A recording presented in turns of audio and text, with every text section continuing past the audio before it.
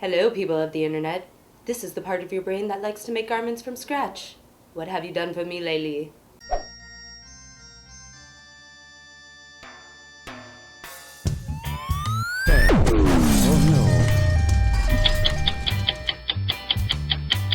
What's up, Threadheads? You asked for it, so I'm giving it to you. There's been a ton of requests for both a kimono tutorial and a death level project. So I present to you the Kimono of DEATH! If you're an experienced sewer, you may not consider this a death project, but I've rated it as such for the amount of time it takes and the amount of steps involved with completing the garment. You also may want to have a basic understanding of sewing and pattern making, but don't fret if you don't.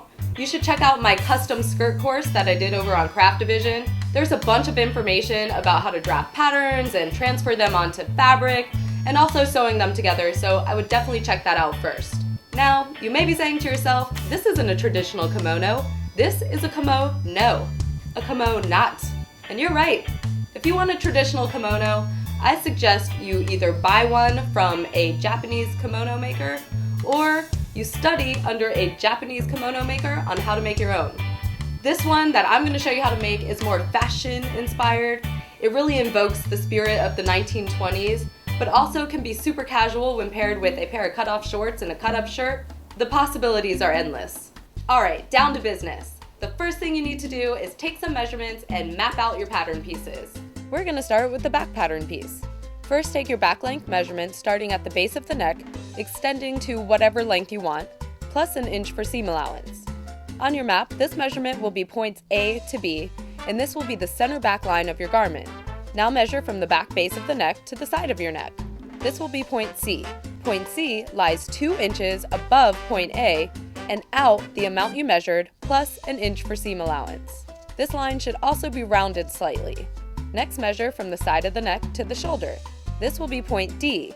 Point D lies about 2 inches down from point C and out the amount you measured plus an inch for seam allowance. Now measure half of your armhole. Line D to E is going to be your armhole, so you want to add 3 to 4 inches to your measurement for ease and seam allowance. And for that kimono style, you want the sleeves to be kind of wide. Lastly, point F extends about 3 inches beyond the existing width of the garment, and that's going to be the bottom width of your garment. When you connect all your lines, you should have something like this. We're going to use this graph to also map out the front pattern. All you have to do is measure 1 inch in from point B and make a mark, then measure down 2 inches from point A and in 1 inch and make a mark, then connect those 2 points. This new line is going to be the front opening of your garment. Now connect these 2 points to create the front neckline, and this line should also be slightly rounded. And voila! Those are the only differences in the pattern. The rest will stay the same. For the sleeve pattern, use the same measurement you used for points D and E on the previous pattern, then measure out the length of your arm from point D, make a mark, and connect these points. Measure down about 12 inches from point F, make a mark, and connect point F to point G. This will be the cuff of your garment. Now connect points G and E, and you have your sleeve all mapped out. Now you're going to use your guides to make 3 pattern pieces on paper: the back pattern piece, the front pattern piece, and the sleeve pattern piece. Starting with the back pattern piece, get out some fabric, fold the fabric in just enough to fit the pattern, making sure the fabric is right sides together, then place the center back line of the pattern onto the fold, and pin the pattern to both layers of fabric. Now cut around your pattern, making sure not to cut the fold of the fabric. And you don't have to worry about seam allowance because you already added it into the pattern. When you're done cutting, you should have a piece that looks like this. Now you just do the same for the front pattern piece. The only difference is that you cut along the center front line, creating 2 front pieces. For the sleeves, fold a piece of fabric right sides together, then place the top edge of the pattern along the fold, pin, and cut it out. Repeat for a second sleeve. And now that you have all your pieces cut, you're going to pin and sew them together at these points, leaving a 1/2 inch seam allowance. Once all those pieces are sewn, you're going to trim all the seams with pinking shears. Next, press each seam with your iron to make your new stitches happy in their new home. Then press the seam open like so. Now do a double turn 1/4 inch hem for all the edges except the armholes. For the sleeves or any other rounded edges, it really helps to have a tailor's ham. Have you seen these and wondered what they are? Well, they are an amazing tool, and I suggest you get one. Once all your seams are finished, it's time to add some fringe.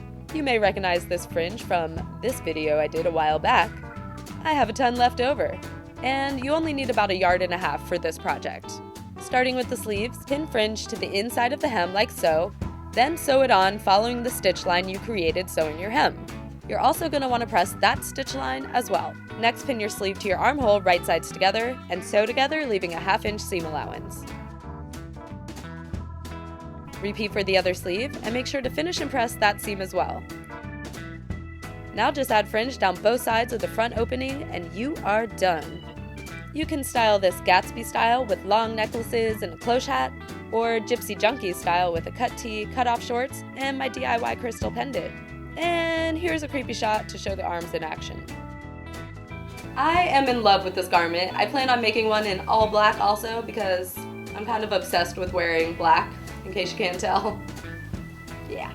I really hope you enjoyed this project. If you have any questions at all, leave a comment below and I will do my best to answer them.